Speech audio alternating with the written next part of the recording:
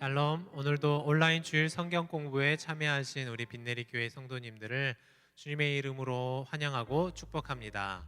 오늘도 계속해서 온라인으로 주일 성경 공부가 진행이 됩니다. 오늘은 욕망의 시대를 어떻게 살 것인가 17번째 시간이죠. 기드온이 여호와께 여쭈되 라는 제목으로 하나님 말씀을 함께 나누실 텐데요. 지난 수요일에 담임 목사님께서 해주셨던 설교 말씀을 중심으로 성경 공부를 진행해 보도록 하겠습니다. 오늘 우리가 함께 나누실 말씀은 사사기 6장 33절에서 40절 말씀입니다. 성경을 준비해 주시고 또 간단한 필기도구를 지참하셔서 성경 공부에 임하시면 좋겠습니다. 자, 그러면 오늘 말씀 우리 함께 읽어보겠습니다. 33절부터 40절 말씀입니다.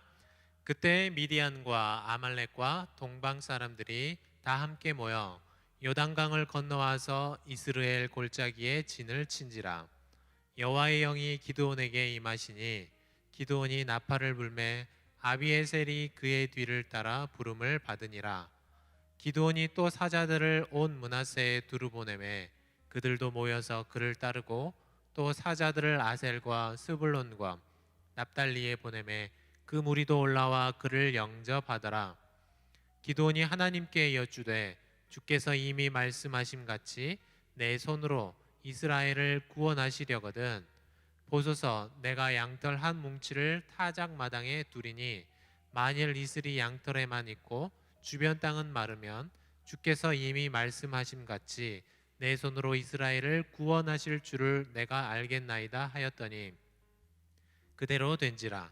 이튿날 기드온이 일찍이 일어나서 양털을 가져다가 그 양털에서 이슬을 짜니 물이 그릇에 가득하더라.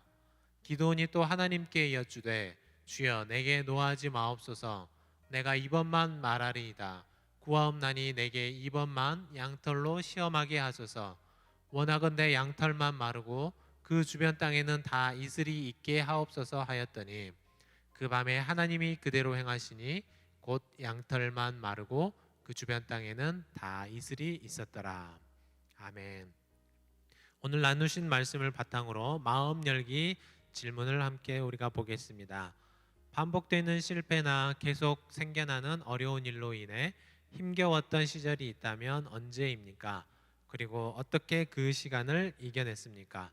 네, 잠깐 우리 옆에 계신 분들과 함께 나눠보시고 또 혼자 계신 분들은 지난 시간에 있었던 나의 경험들을 떠올려 보시고 정리해 보시면 좋겠습니다.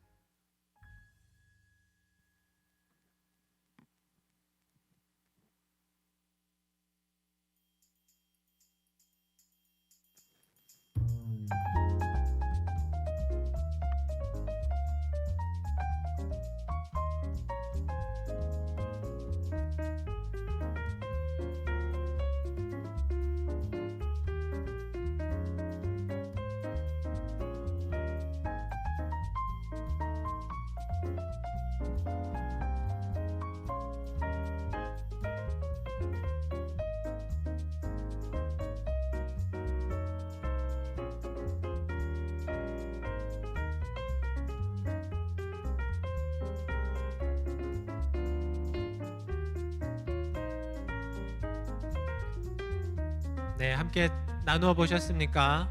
아마도 이런 기억들이 어, 예전 시절들을 떠올려 보면 아마 한 번쯤은 있으셨을 것 같습니다. 이상하게 일이 잘 풀리지 않는 것 같은 그런 때가 있죠. 또 생기는 일들마다 자꾸 실패하고 또 반복되는 어려운 일들 때문에 낙심하게 되는 그런 경험들이 있으셨을 것입니다. 왜 이런 일들이 나에게만 계속해서 반복이 되는 것일까? 고민하고 아파하고 때로는 쓰러지고 넘어지지만 그러다가 그런 일들이 계속해서 반복되다 보면 어떻게 됩니까? 내성이 생기게 되죠. 그래서 나에게 그렇게 힘든 일이 다가와도 그냥 그러려니 하고 그 일들을 지나가게 되고는 합니다. 내 인생이 늘 이렇지 뭐 하면서 그 환경에 순응하게 되고 결국에는 그 환경으로부터 벗어나려고 하는 어떤 노력도 하지 않는 그런 상태들을 한 번쯤은 경험해 보셨을 것입니다. 오늘 말씀 속에도 반복되는 괴로움을 겪었던 사람들이 등장을 하는데요. 그 일이 무려 7년 동안이나 지속이 되어 왔습니다. 과연 어떤 사람들이었는지, 어떤 일들이 있었는지 우리 말씀 열기를 보면서 함께 살펴보겠습니다. 네, 첫 번째 말씀 열기 질문을 우리 함께 보겠는데요. 미디안 사람들이 다시 쳐들어왔을 때 기드온은 어떻게 반응하였나요? 네, 우리 34절과 35절 말씀을 보시고 답을 찾아보시고 함께 정리해 보셨으면 좋겠습니다.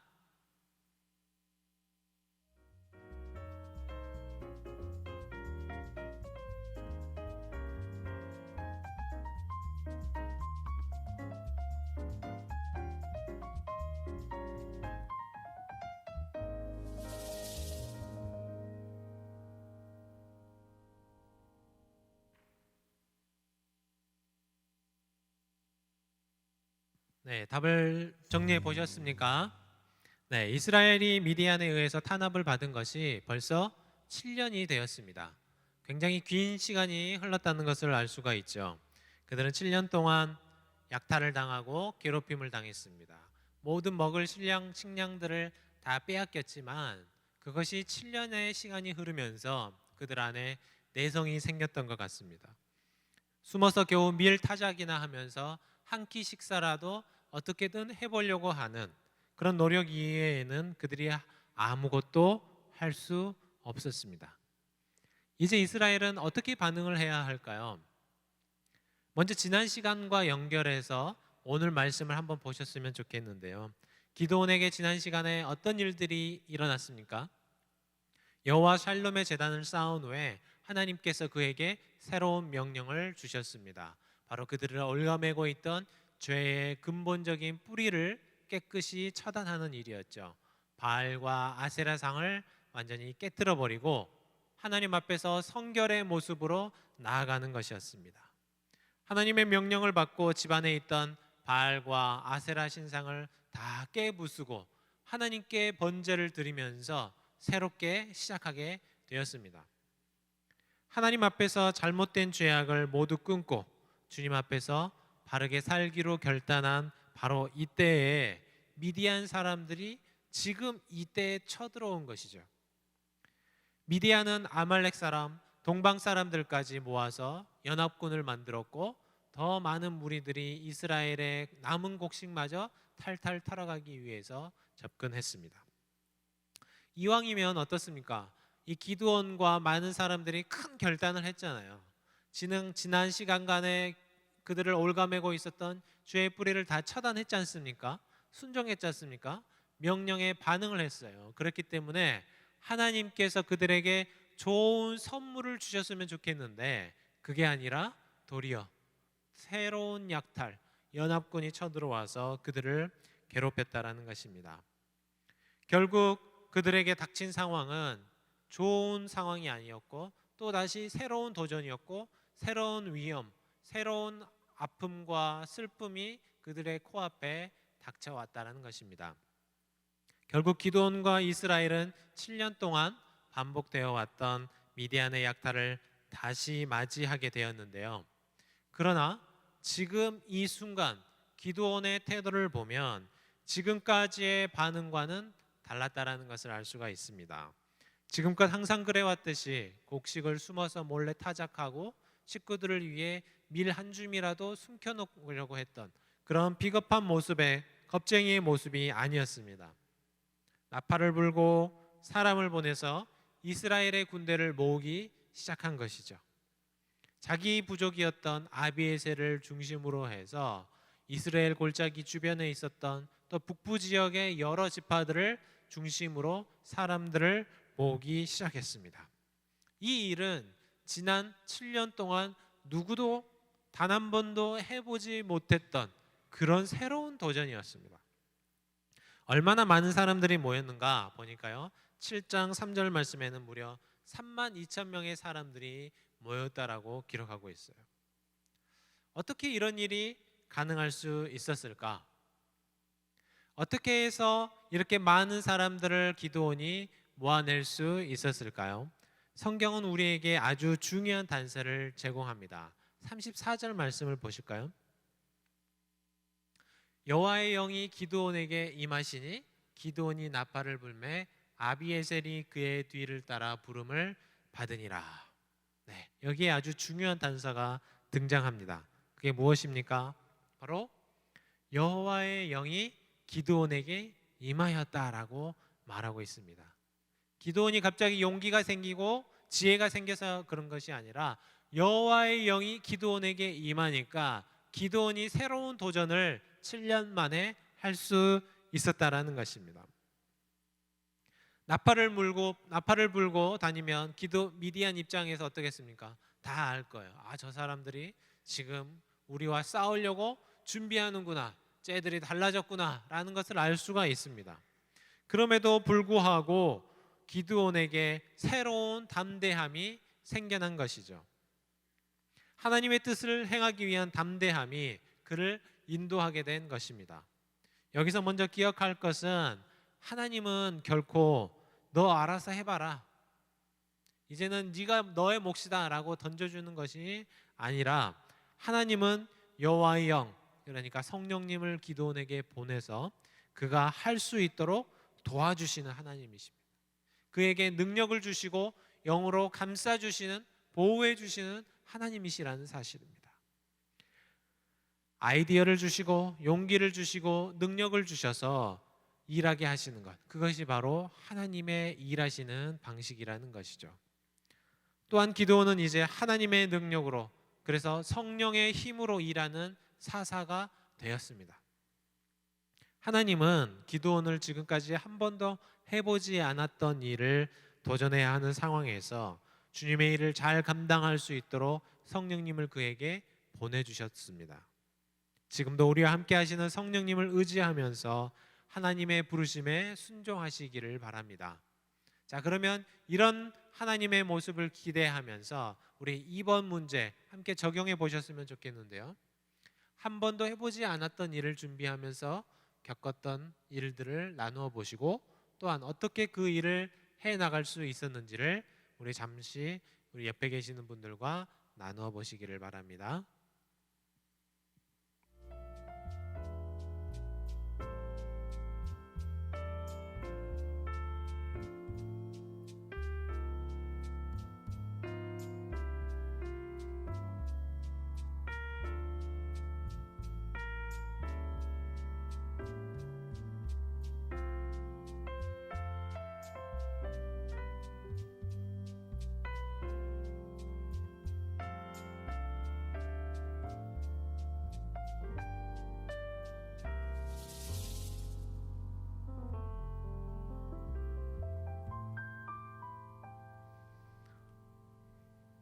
네, 함께 나누어 보셨습니까? 아마도 일찍이 미국으로 이민 와서 생활을 하셨던 우리 많은 성도님들이 이런 경험들이 한두 번쯤은 있으셨을 것 같아요.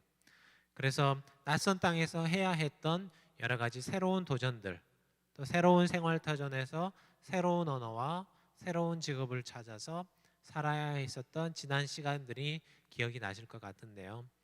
그 중에서도 예전에 함께 나누었던 어떤 장로님의 말씀이 기억이 납니다. 처음 미국 땅에 와서 참 어렵고 힘든 일들이 계속해서 반복이 되고 있었는데, 이민을 정착하는 그 과정 속에서 어려운 시간들을 보냈지만 하나님께서 인도해 주셨고 지혜를 주시고 여러 가지 상황을 허락해 주셔서 그 어려운 시간들을 이겨내고 지금껏 이렇게 살아올 수 있었다라고 고백하시던 그 장로님의 모습이 기억이 나는데요. 그 말씀처럼 지금까지 인도해 주신 하나님의 은혜를 다시 생각해 보는 시간을 가질 수 있었으면 좋겠습니다. 그럼 우리 세 번째 문제로 함께 넘어가 보도록 하겠습니다. 많은 사람들이 모이고 나서 기드온이 여호와께 여쭈었던 것은 무엇입니까? 우리 36절과 37절을 보시고 우리 잠깐 답을 정리해 보는 시간을 갖겠습니다.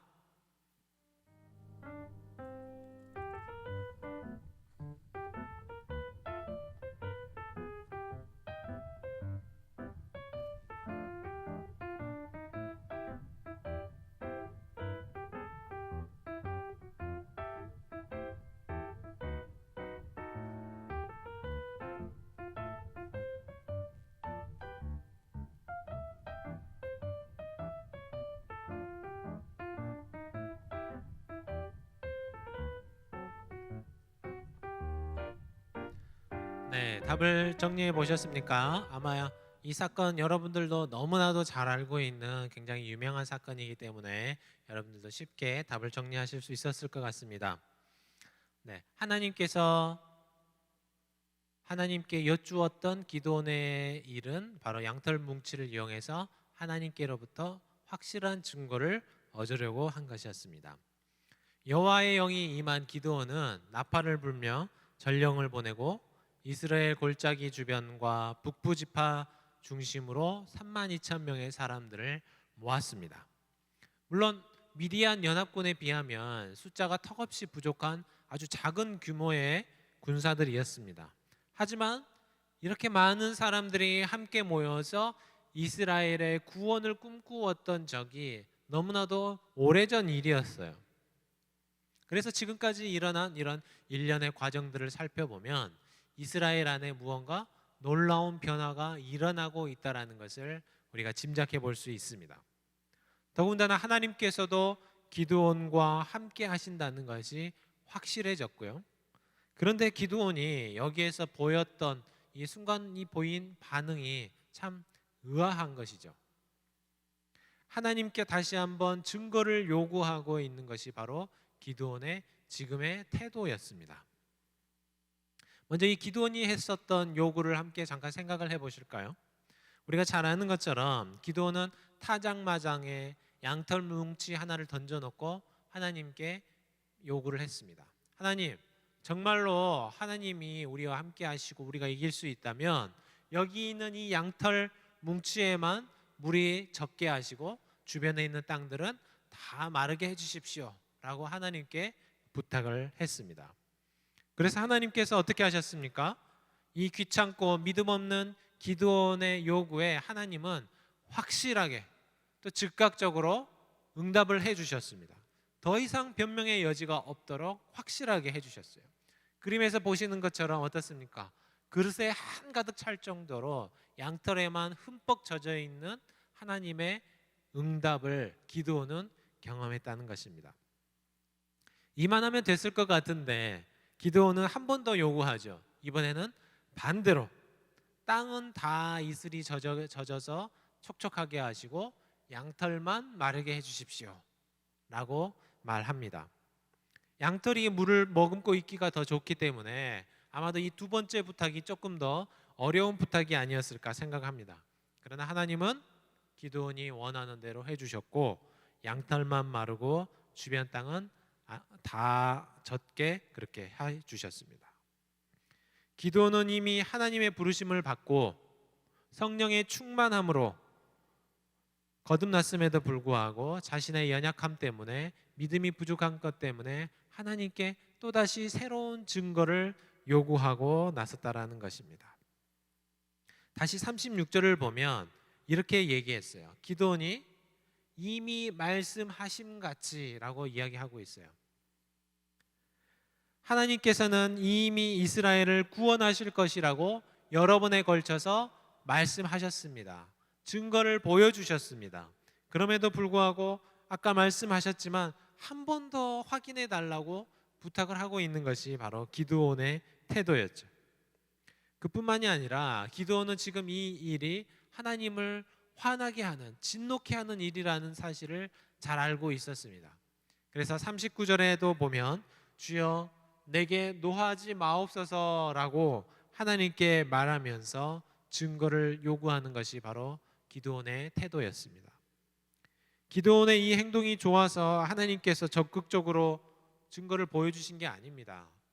기드온이 이뻐서 기드온이 잘했기 때문에 기드온에게 이런 증거, 기적을 보여주신 게 아니에요. 우리가 오해해서는 절대로 안 될 것인데요. 기드온은 이제 자신이 지나치다는 것을 알면서도 하나님을 테스트하려고 한 것입니다. 우리도 때로는 그럴 때가 있지 않습니까? 기드온처럼 하나님, 이것이 정말로 하나님의 뜻이라면 이렇게 해주십시오 라고 하나님께 요구하고 하나님과 딜을 하는 그런 경험들이 있으셨을 것입니다. 그러나 하나님께서 기드온에게 좋은 답을 주셨다고 해서 하나님이 그것이 좋은 일로 여겼다라고 생각할 수는 없습니다. 도리어 이것은 하나님이 한없이 자비로우시고 또 그의 연약한 믿음을 불쌍히 여기셨기 때문이지 그것을 좋게 생각하셨기 때문이 결코 아니라는 것입니다. 우리가 예수님의 경우도 생각해 볼 수가 있죠. 예수님 앞에서 수많은 사람들이 나타나서 예수님께 많은 증거를, 기적을 요구했습니다. 표적을 보여달라고 말했습니다. 그러나 예수님은 그들을 꾸짖으셨고 그렇게 해주시지 않으셨죠. 왜 그럴까요? 바로 눈앞에 보이는 현상은 결국 그것이 사라지고 나면 우리 마음속에서도 멀어지기 때문입니다.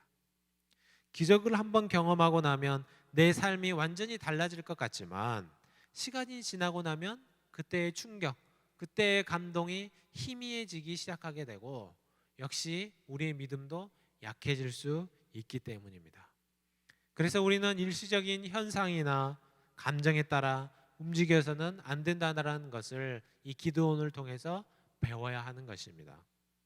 자, 그렇다면 이렇게까지 기드온이 하나님 앞에 증거를 요구했던 이유가 무엇일까요? 우리 4번 문제 보면서 37절을 통해서 기드온이 하나님께 반복해서 증거를 요구했던 이유를 우리 말씀 속에서 찾아보시고 답을 적어보시기를 바랍니다.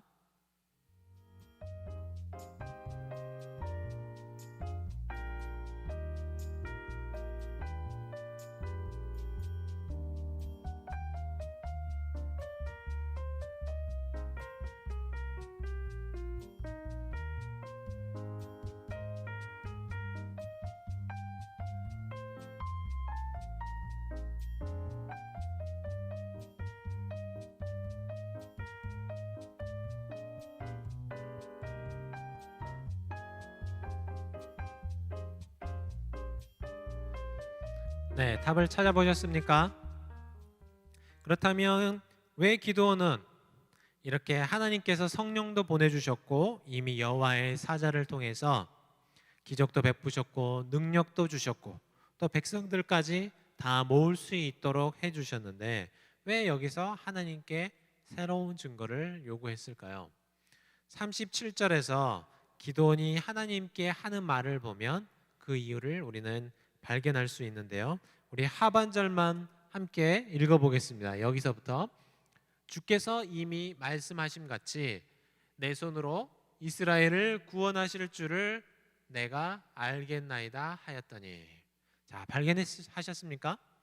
기드온이 뭐라고 말하고 있어요? 바로 기드온은 하나님께서 계획하신 이 이스라엘을 구원하는 일을 하나님의 손이 아닌 내 손으로 하는 일로 생각하고 있었다는 것입니다. 하나님께서 계획하셨고 하나님께서 이루시고 하나님께서 완성하실 일인데 그 일을 마치 기드온은 내 일처럼, 자기의 일처럼 내 손으로 해야 할 것으로 오해하고 있었다라는 것입니다. 하나님의 일은 하나님이 하십니다. 하나님이 하시는 일입니다. 하나님의 일이라고 생각하고 하나님이 하신다고 생각하면 우리에게는 여유가 생기겠죠. 책임도 하나님께 있으니까요. 그러나 어떻습니까? 하나님께로 향해야 할 우리의 시선이 나의 손에 집중하게 되고 나의 능력에 집중하게 되면 그때부터 꼬이기 시작하는 거야. 걱정이 되는 거야. 나의 연약함이 보이고 나의 부족함이 보이고 내가 잘할 수 있을지 두려움이 생기기 때문입니다. 물론 하나님이 일을 하실 때 사람을 통해서 일을 하시고 나를 통해서 일을 하시죠. 그러나 그것을 내가 하는 것으로, 내 손으로 하는 것으로 착각해서는 안 된다는 것입니다. 전쟁은 하나님께 속한 것입니다. 하나님이 하시는 일이라는 것입니다. 그래서 저와 여러분들이 기도원의 이 모습을 보면서 하나님의 일을 온전히 하나님께 의탁해 드리는 그런 믿음의 자세를 가지실 수 있기를 부탁을 드립니다. 자, 그러면 이 기도원의 모습을 생각하면서 5번 문제를 우리 함께 생각해 보시면 좋겠습니다. 나의 힘으로 무언가를 해내려고 하다가 실패했던 경험이 있다면 나누어 보세요.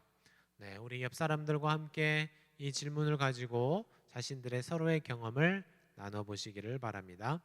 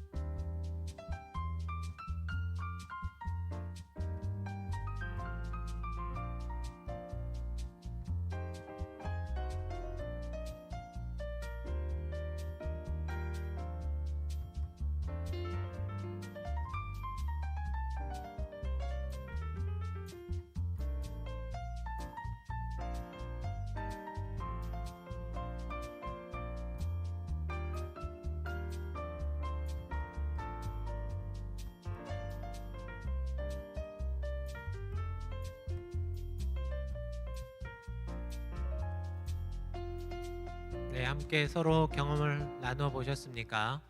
저도 예전 청년 시절에 단기 선교를 준비하던 때가 기억이 나는데요. 단기 선교를 준비할 팀을 모집하면서 제가 그 전체적인 책임을 맡게 되었었습니다. 그래도 작은 청년회 안에서 괜찮은 친구들을 모아서 함께 임원들을 만들고 단기 선교를 준비하게 되었는데요. 다들 기대감도 높았습니다. 또 그리고 목사님과 함께 첫 모임을 이제 했던 날을 제가 잊을 수가 없는데요. 저는 그때 저의 신앙과 저의 능력에 있어서 굉장한 자신감을 갖고 있었던 그럴 때였습니다. 그래서 이 단기 선교가 굉장히 성공할 것이라는 그런 확신도 있었고, 많은 우리 청년들이 참여해서 은혜를 나눌 수 있을 것이라는 그런 기대감도 굉장히 높았었는데요. 그래서 우리 목사님께도 우리가 준비한 것을 내가 얼마나 잘 준비했는지를 보여주고 싶은 그런 욕심도 저에게 있었던 것 같습니다. 그래서 모임이 시작하자마자 저는 자신 있게 제가 준비했던 것들을 목사님과 거기에 함께 자리한 단기 선교에 참여할 팀들에게 보여주기 시작했습니다. 그런데 갑자기 모임이 시작된 지 얼마 안 됐는데 목사님께서 그 모임을 멈추시는 거예요. 무슨 말씀을 하셨을까요? 그때 목사님께서는 이런 말씀을 하셨습니다. 우리가 단기 선교를 가기 위해 처음으로 모였는데 그래도 우리가 함께 기도하고 시작했으면 좋겠다라는 얘기를 하셨습니다. 저는 제가 뭔가를 하고자 하는 그런 강렬한 마음 때문에, 내 손으로 뭔가 멋진 일을 이루고 싶어 했던 그런 생각 때문에 기도하면서 시작하는 것조차 까먹고 있었던 것이죠. 하나님의 도우심을 구하며 준비해야 할 가장 아름답고 선한 일을 내 젊은 패기와 내가 가지고 있는 지식과 나의 능력으로 해보려고 할 때 하나님께서는 그것을 멈추게 하셨고, 하나님의 뜻대로 하나님의 방식대로 새롭게 진행하셨던 그 일을 기억하게 하셨습니다. 참 개인적으로 부끄러운 기억이기도 하는데요. 하나님은 하나님께서 우리를 부르셨을 때에 우리가 아멘 하고 순종하며 담대하게 움직이기를 원하십니다. 하지만 내 힘으로, 내 능력으로 해내려고 하는 것은 좋아하지 않으십니다. 우리가 더욱 하나님을 의지하고 하나님의 능력과 하나님의 권능을 바라보면서 주의 일을 감당할 수 있는 저와 여러분들이 되시기를 바랍니다. 자, 그러면 우리가 6번 우리가 함께 읽어보겠습니다. 시작. 하나님은 우리에게 약속하신 것을 지키시는 분이십니다. 성령님을 보내주셔서 우리가 감당할 수 있도록 능력도 주십니다. 하나님께서 나에게 맡겨주신 일이 있다면 나의 능력이 아니라 하나님을 믿고 의지하여 순종하는 것이 그리스도인의 모습임을 기억합시다. 자, 어떻습니까? 오늘 우리 말씀을 생각하면서 기도원에게 배워야 할 점, 또 배우지 않아야 할 점들을 생각하고 우리 삶에 적용할 수 있는 저와 여러분들이 되시기를 부탁을 드립니다. 그러면 오늘 우리 암송하기 말씀 로마서 8장 32절 말씀을 우리 함께 읽어보겠습니다. 시작. 자기 아들을 아끼지 아니하시고 우리 모든 사람을 위하여 내주신 이가 어찌 그 아들과 함께 모든 것을 우리에게 주시지 아니하겠느냐. 아멘. 함께 기도하겠습니다. 사랑 많으시고 자비로우신 주님, 감사와 찬송을 올려드립니다. 내 손으로 내 능력으로 하나님의 일을 해보려고 할 때에 하나님은 우리의 부족함과 어리석음을 보시고 하나님은 여전히 우리에게 은혜를 베풀어 주시는 귀한 분이심을 배우게 하셔서 감사를 드립니다. 하나님, 우리가 나의 능력을 믿고 살지 않게 하시고 성령님의 인도하심을 따라 오늘도 순종의 삶을 살아갈 수 있도록 인도하여 주시옵소서. 이 모든 말씀 우리 주 예수 그리스도의 이름으로 간절히 기도하옵나이다. 아멘.